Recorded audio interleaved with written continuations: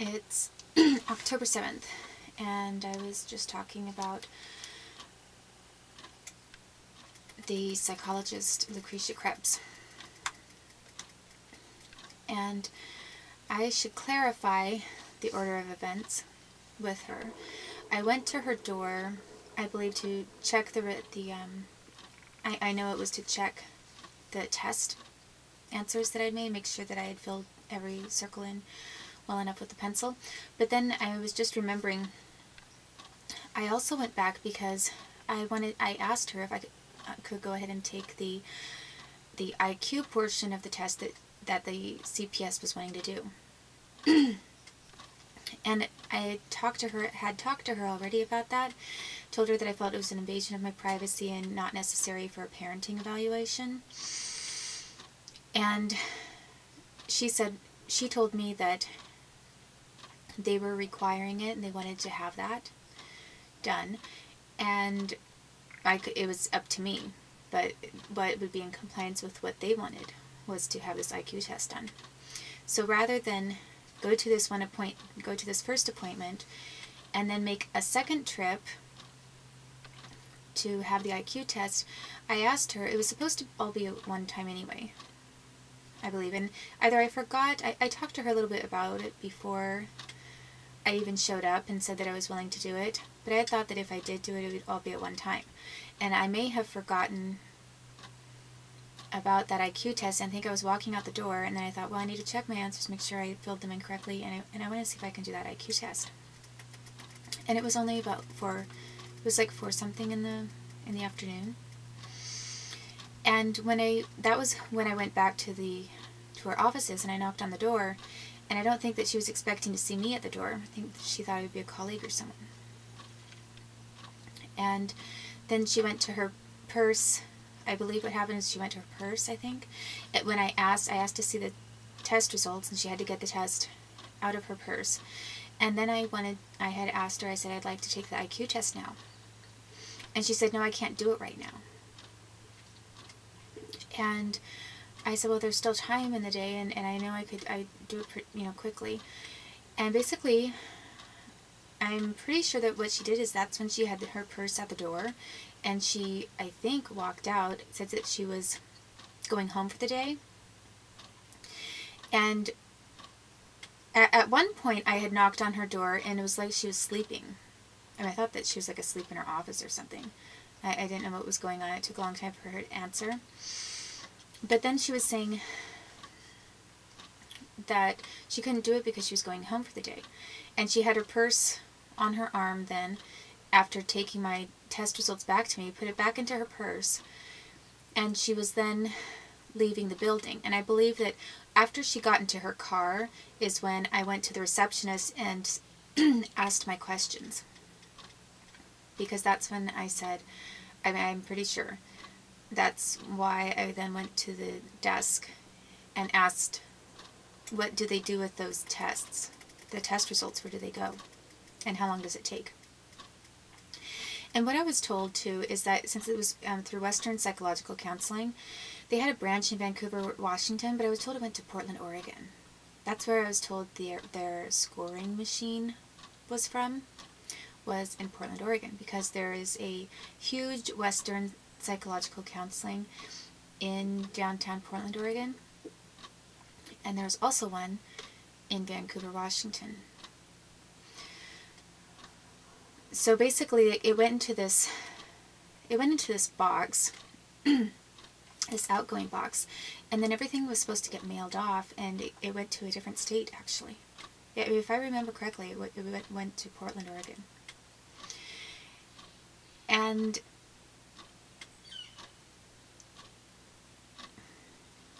that's even more why it was a little odd that it's even more so why it was odd that she was taking it home with her in her purse before letting it be mailed out to Oregon, to Portland, Oregon. But, excuse me. And I suppose that somebody in Portland, Oregon could have taken a penciled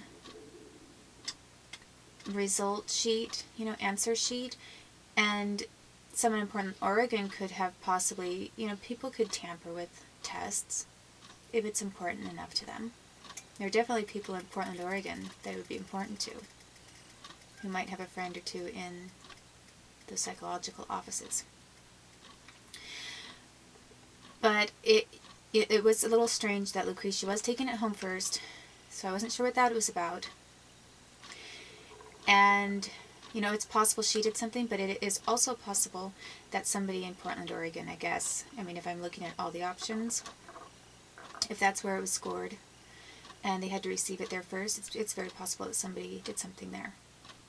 But I've never seen those test results. All I know is that I knew it was wrong when she said that my honesty scale, that because of my answers, basically it's the way that you answer your questions, and that something was incongruent. And on my former test taking for the MMPI, they had the same kind of check for honesty of answers and consistency. And I went through, I remember looking at that, and the scale results on that was like I went through with flying colors. There was no dishonesty on my part at all. And there's no reason, I remember when I took that test, I wasn't doing anything differently. I was still answering in the same way that I would have. With the same kind of candor, I guess.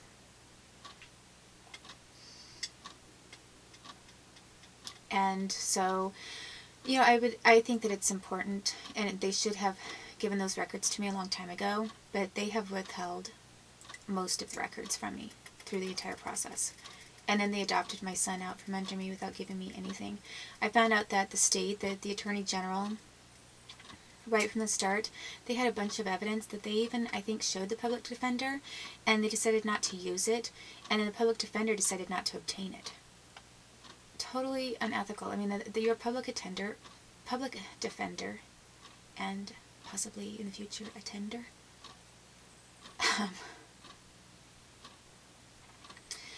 Is supposed to give you all of the information that they have about you, and they're supposed to use anything possible to your defense, which means that's why they collect all the discovery and get all of the results from the state, from the Attorney General. It's because something that they have that they might be using against you, you have a right to know what that is, and possibly something they have works in your own favor, and it proves that the state's lying about you. So I never got all of my records right from the start. I found out there were photographs that were taken that were never released, and there was a lot of dishonesty that was going on as well. And as I say, I never got to see my psychological results. I take that back, in part, because I received a 2 or 3 page statement of her general assessment, but I was not given my test results. I told her that I wanted to see the test results, and I wanted to also see what CPS had given her, which I had a right to see, because CPS sent her a bunch of excerpts from my blog, and to make me sound crazy, basically just picked out little parts of things, the things that sounded the worst, whether it was creative type kind of writing or not, or I was stressed out, or who knows what. They picked out select portions and sent them to her, and I had a right to know what section CPS sent to her so that I could contest it. And she, as a psychologist, was supposed to review the materials that they gave her, and then allow me to see what they gave her, and if I had any objections or anything to add to that, I had a right to do that, and that was not ever done. Anyway, I am pretty sure that something happened. It's interesting that my test results did not come out abnormal, but the thing is if somebody changed some answers so that it altered the honesty scale, that's pretty much like saying the test is worthless. because it's saying that you can't really tell if somebody is mentally ill or not because they're answering everything dishonestly, you know, potentially. And it also puts my character into question, which I think quite a lot of people in Oregon and Washington at that time wanted to do. I also think that there were some individuals on the East Coast by that time that also wanted that to work to their advantage. And one person that comes to mind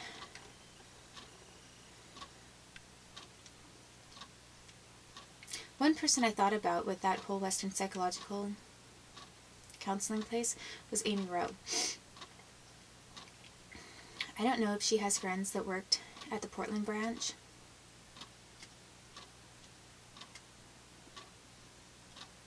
Or the Seattle branch. I mean, she was first in Oregon, and then I think she was in Seattle. At least her mother was in Seattle, working for Google. And she was in Portland for a long time, and I don't know if she then moved to Seattle. But I think I remember what was really strange is how much protection she got for not being sued. People were shielding her from being sued, which means, in my mind, it makes me think that there's a potential another federal employee kind of connection with that. And when I did look up her mother one time and saw that she was an employee of Google, I saw in connection with her mother's name a bunch of references to Chris Dabney, the same Chris Dabney from Washington, D.C. that I worked with at the Post Pub, who is a federal employee.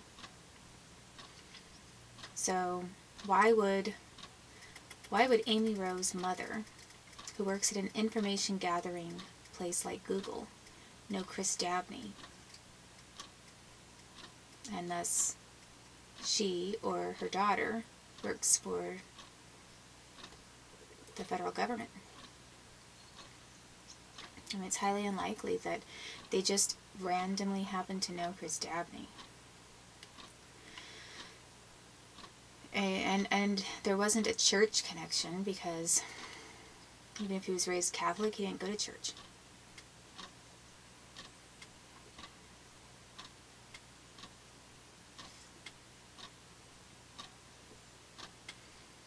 I'm sure that somebody else who has more who has access to information and can follow leads a little better with that would be able to find out. But I don't have that ability or the resources at this time. I mean, actually, I should say I do have the ability, I just don't have the resources. I could follow that lead up and find out if it goes anywhere and where it goes, but I don't have all of the records and the databases that I would need to do it. So I do remember, though, that for some reason when I found out Western was connected to Portland, Oregon, and when I called their offices over there, her name came to my mind for some reason. And I wasn't sure why at the time. But I remembered thinking about her when I was calling them in their offices, I think in Portland then.